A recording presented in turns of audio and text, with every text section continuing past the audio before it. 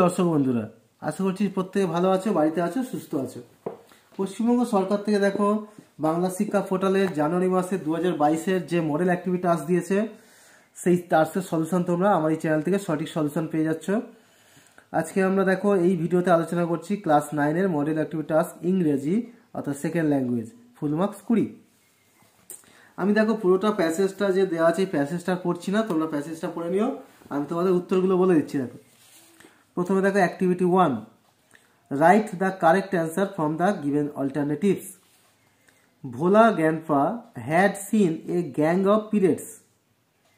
কোথায় দেখেছিল? At the sea shore, in the forest, in the river bank, in the mid day nap, in his mid day nap. দেখো এখানে উত্তর আছে, দেখো এই যে it was all a dream which he had during a mid day nap. ঠিক আছে, তাহলে এইটা হচ্ছে তোমার সঠিক উত্তর। সুতরাং উত্তরটা এইভাবে লিখবে, Bhola grandpa had seen a gang of pirates D in his mid day nap.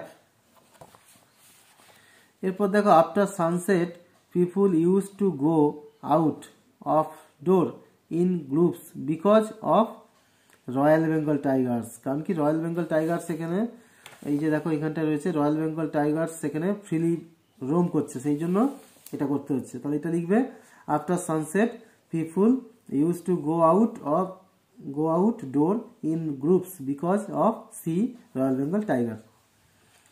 এরপর দেখো 3-এর দাগে, on seeing the tiger Bhola grandpa climb up the neem tree, banyan tree, banana tree, mango tree।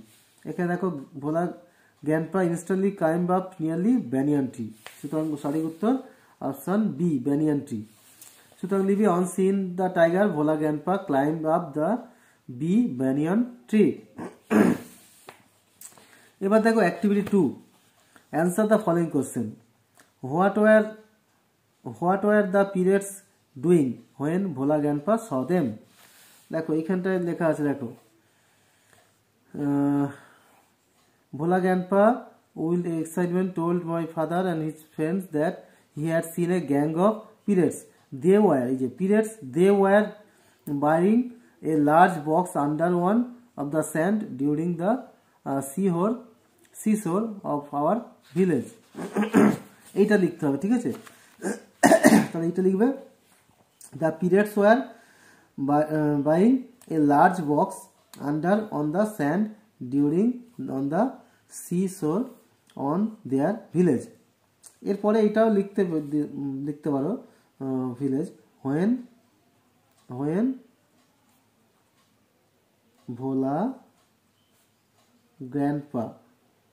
Grandpa স, এটা লিখতে পারো, নাও লিখতে পারো, ঠিক আছে? আচ্ছা, এরপর দেখো, why did people move in groups particularly after sundown। এখানটা আছে দেখো, in those days Royal Bengal tigers freely roamed in dense jungle of Sundarbans. People took care to move about only in groups particularly after sundown। সুতরাং এটাকেই একটু লিখে নেবে। আমি লিখেছি দেখো, the people moved in groups particularly after sundown because in those days Royal Bengal tigers freely roamed the dense jungles of Sundarbans। ওকে, আচ্ছা, এরপর দেখো অ্যাক্টিভিটি 3-তে রয়েছে, change the mode of narration of the following sentence. প্রথম রয়েছে, Raka said to her sister will you go to the library tomorrow. তাহলে এটা লিখতে হবে, রাকা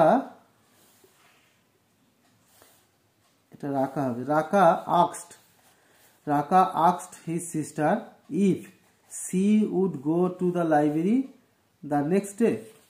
tomorrow থাকলে next day হয়ে যায়। Okay, mister Roy says my nephew is very good at sports। তাহলে মিস্টার রয় says, এটা যেহেতু প্রেজেন্ট টেন্স তাই প্রেজেন্ট টেন্স এরকম ভাবে থাকবে, mister Roy says that his nephew is very good at sports। এরপর দেখো, my grandmother said to me may you live long. এটা দেখো, এটা তোমার উইশ করছে, তাই না, যে তুমি অনেকদিন বেঁচে থাকবে, তাই এটা লিখতে হবে, মাই গ্র্যান্ডমাদার উইশড মি, মানে একটা আশীর্বাদ করছে, that I might live long. আচ্ছা, এরপরে রয়েছে দেখো, Write a story in 100 words using the following hints. Add a suitable title to the story. Art competition participants include 3 artists. One draws a bunch of flowers, another some fruits, and draws a curtain. Third, bee sees on the flower, birds come to eat fruit, curtain receives the judge. Third artist wins the prize. এখন এটা দেখো কিভাবে লিখবে, আমি তোমাদের সুন্দর করে লিখে রেখেছি, এটাকে আমি তোমাদের পড়ছি, তোমরা এটা লিখে নেবে। ওকে, এ হিস্টোরিক্যাল আর্ট কম্পিটিশন, এটা টাইটেল দিয়েছি। Once there lived 3 artists in a famous city. They were famous for their art. Each praised oneself, claiming he was the best artist among them.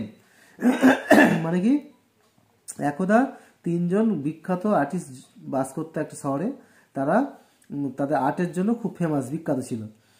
Each praise মানে প্রত্যেকে তারা প্রশংসা করতো নিজেদেরকে, claiming that he was the best artist among them, মানে সে সবচেয়ে ভালো আর্টিস্ট, সেইভাবে তারা ক্লেম করতো। He was the best artist among them. One day they তারা ডিসাইড করলো, স্থির করলো to have a fair competition, একটা তোমার সঠিক কম্পিটিশান হবে, টু ফাইন্ড আউট, খুঁজে বার করতে, হু ওয়াজ দ্য বেস্ট, কে হচ্ছে best. There was a good prize for the winner, একটা ভালো উইনার জন্য প্রাইজও থাকবে। এ জাজ was also appointment to decide the case, জাজকে অ্যাপয়েন্টমেন্টও করা হয়েছিল। The competition started on time. One artist drew a branch of flowers, another painted some fruits, and third drew a curtain. The judge observed and evaluated them deeply. First he observed the flowers on which bees were sitting. Then he observed the fruit which birds came to eat. Fruitsটা লেখার দরকার নেই।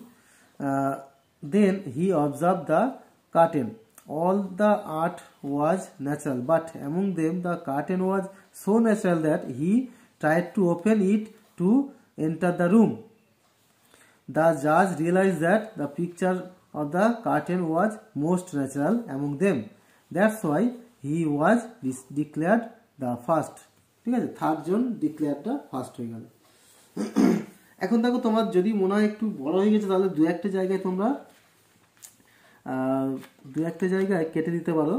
যেমন এই প্রথমের দিকের এইখানটায় এই কেটে দিতে পারো, এই there was a good prize for the winner, এই দু একটা লাইন এরকম কেটে দিতে পারো। ঠিক আছে, তো আশা করছি তোমাদের ভালো লেগেছে। কেমন লাগলো অবশ্যই কমেন্ট করে জানিও, এবং অন্যান্য সাবজেক্টের জন্য অবশ্যই আমার চ্যানেলটিকে ফলো করো এবং চ্যানেলটিকে সাবস্ক্রাইব করে রেখো। ওকে, এবং ডেসক্রিপশনটা অবশ্যই তোমরা দেখো, ওখানে প্রত্যেকটা সাবজেক্টের ভিডিওর লিঙ্ক দেওয়া আছে। ওকে বাই, তাহলে বাড়ি থেকো, সুস্থ থেকো, ভালো থেকো, আর নতুন বন্ধু হয়ে থাকলে অবশ্যই বলো চ্যানেলটিকে সাবস্ক্রাইব করে নিও।